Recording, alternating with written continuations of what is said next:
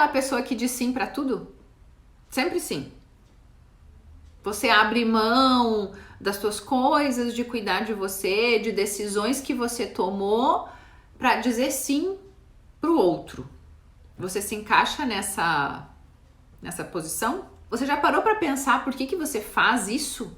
Eu acho que esse é o ponto mais importante da nossa live.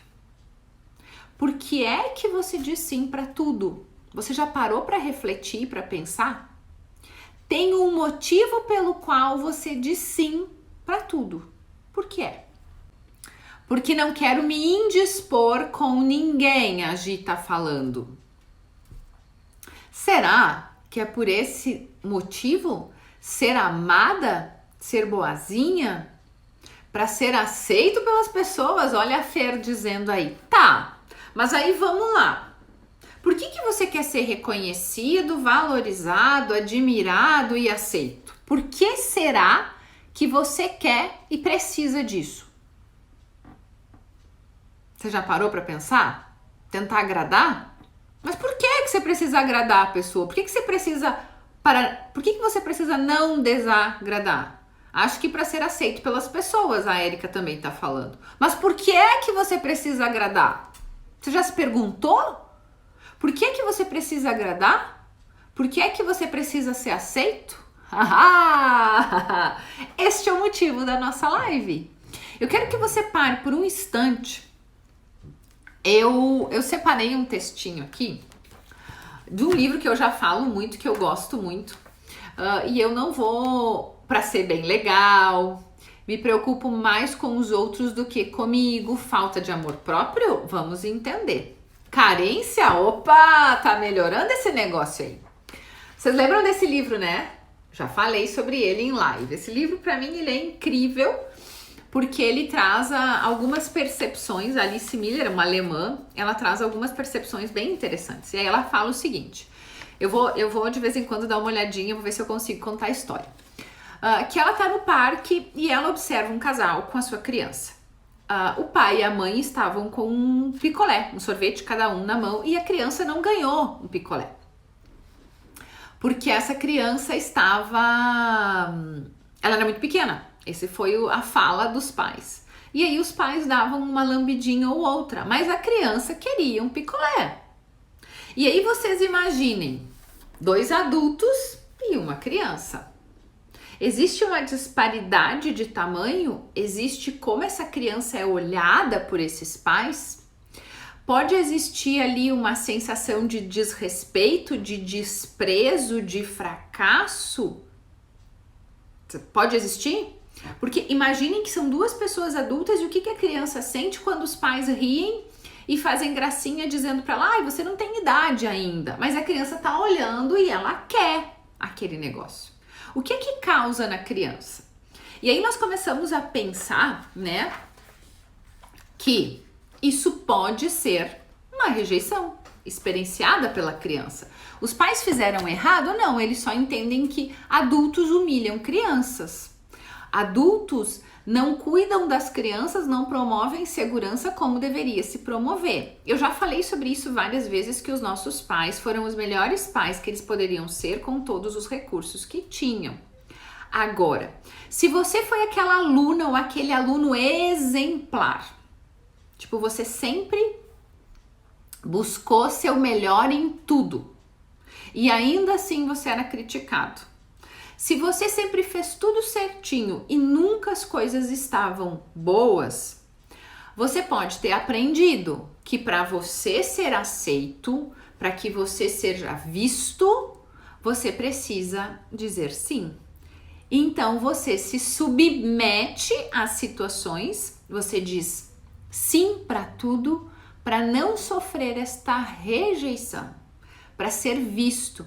Então, uma criança que foi espancada, uma criança que foi abandonada, uma criança que experienciou insegurança no lar, divórcio dos pais, briga no casamento, né, nesse relacionamento, ela pode desenvolver a insegurança. E aí a síndrome do bonzinho é: eu não quero perder nada.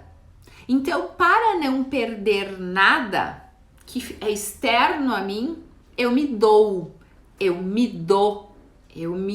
entrego para tudo e para todos. E para isso eu me anulo, porque eu já reconheço esse sentimento e essa sensação. Por quê? Porque é muito provável que o bonzinho já tenha vivido esta sensação antes. Eu me abandono, eu me rejeito em prol de não sofrer isso do outro. Então eu sou bonzinho, eu sou aceito e eu sou reconhecido. E aí a pergunta que eu faço é: a que preço? Você é bonzinho, você é aceito e reconhecido e valorizado. Será que é isso mesmo que acontece?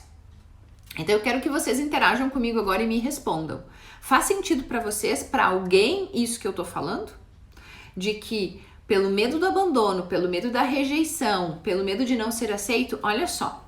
Tem casos que eu recebo aqui... Oi, Cris! Tem casos que eu recebo aqui no consultório que fala assim: porque eu não digo não para as minhas amigas porque eu tenho medo que elas não me convidem depois. E aí, depois, né, a pessoa, ela acaba ficando doente porque ela estava sem tempo, porque ela estava cansada, porque ela tinha muita coisa para fazer.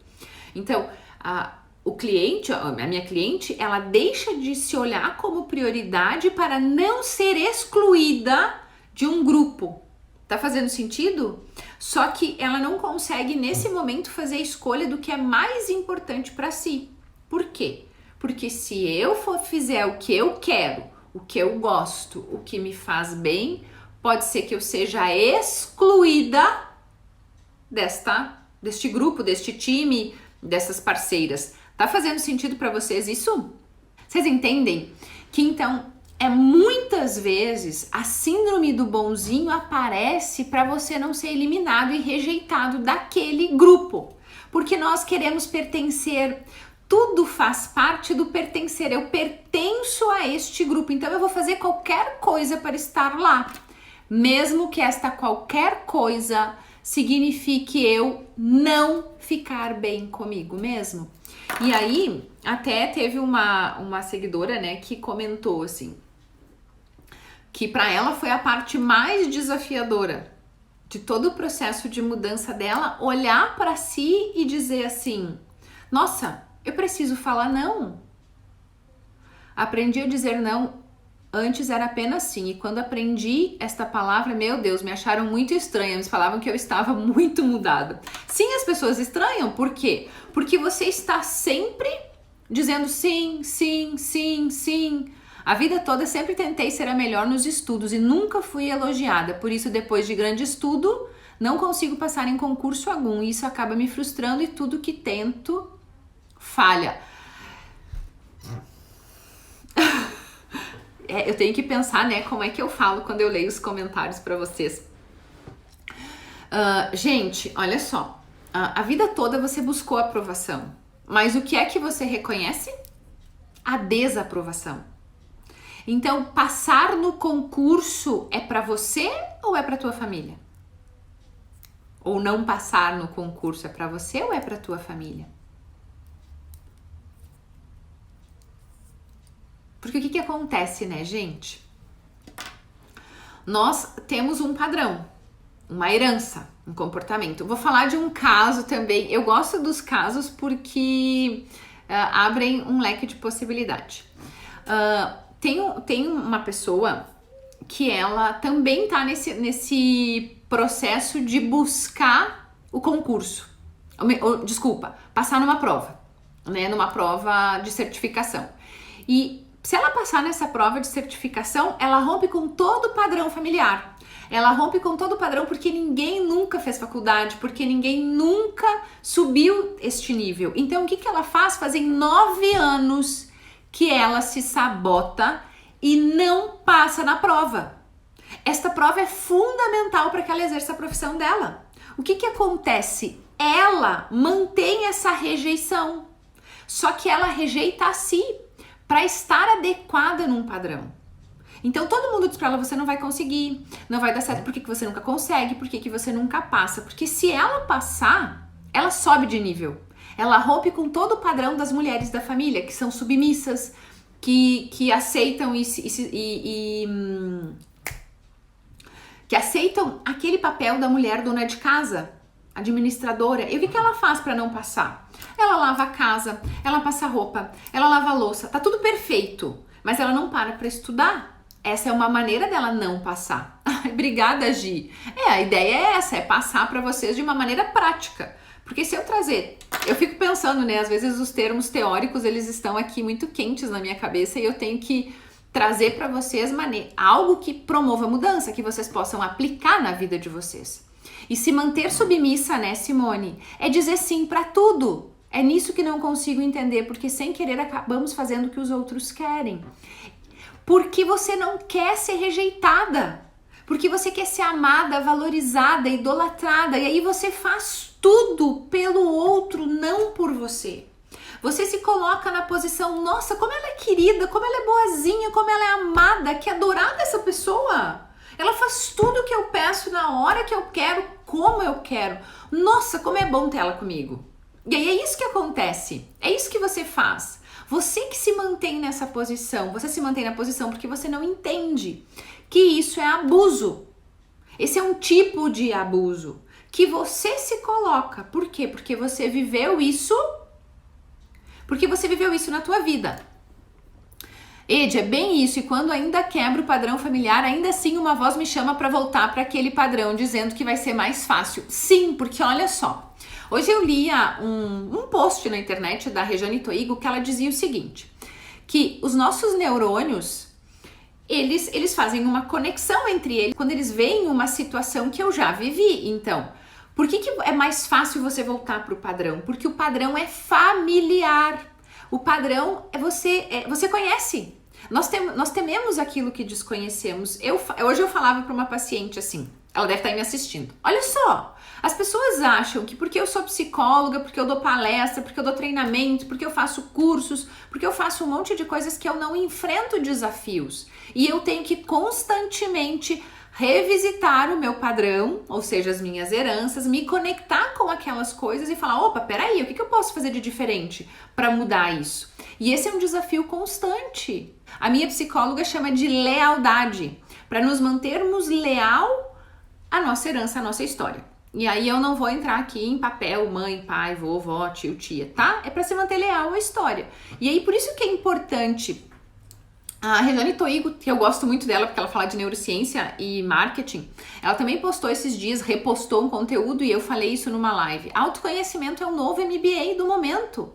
Então, nos conhecer faz com que a gente possa mudar os comportamentos. E, gente, as pessoas perguntam, e nós falamos eu e a Val sobre isso na minha terapia. Tá, e agora, como é que eu faço para mudar? Faça diferente. Agora você sabe que você faz assim, que você faz assado. Só que é um exercício. Também falava para uma cliente hoje. Dá muito trabalho desconstruir.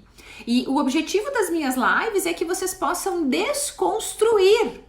Então, desconstruir é pegar toda a história e vamos fazer vamos usar uma metáfora. Alguém aí já mudou de casa? Mas imaginem uma mudança vira uma bagunça. Exige tirar as coisas, revisitar a maneira como nós guardamos, o que guardamos, por que guardamos. Então você imagine que a tua casa que você habita hoje, você vai se mudar dela. E muitas coisas que estão dentro da tua casa não servem mais. Mas aí tem um apego emocional. Eu não vou me desfazer disso porque isso aqui tem história XYZ, né? Aí, o que acontece? Vira um caos, porque você vai se mudar para uma outra casa. E aí você esqueceu de etiquetar as caixas. E quando as caixas vão para outra casa, você não sabe onde está a roupa, onde está sapato, onde está panela, onde está produto de higiene, está tudo misturado. Esse é o processo de autoconhecimento inicial. É como se você estivesse fazendo um processo de mudança, né? De uma mudança física mesmo, só que ela é mental e tudo fica muito confuso e atrapalhado. Só que nesse processo de mudança nós precisamos escolher o que nós queremos que fique para ir para a casa nova e o que nós queremos eliminar. Aí quando nós chegamos na casa nova, que então já estamos a um passo de nos descobrir, nós descobrimos que tá caótico as coisas, porque agora eu não acho nada, mudou tudo de lugar, os móveis não são iguais, tá tudo diferente. Então o que nós precisamos fazer? Que é isso que as pessoas temem o autoconhecimento, temem entender tudo isso. que vai dar trabalho, porque fazer mudança dá trabalho. Olhar para dentro de si exige se separar as coisas, que não se separam, que estão todas interligadas, interconectadas. Mas você começa a entender por que eu digo sim para todo mundo, por que eu tenho medo desta rejeição, por que eu não falo algo que eu tô pensando. Por que você não diz algo que você pensa? Porque você tem medo de ser rejeitada. Porque você tem medo de perder o posto de bonzinho ou de boazinha. Só que aí, ao passo que você vai se descobrindo, se conhecendo, sabendo mais sobre você, esta bagunça inicial da mudança vai se organizando. E você vai encontrando novos lugares para as novas coisas, para os novos comportamentos. E aí que a mágica linda acontece. Então, quando nós começamos a entender isso, nós falamos assim, opa, peraí, que papel é esse que eu tô fazendo?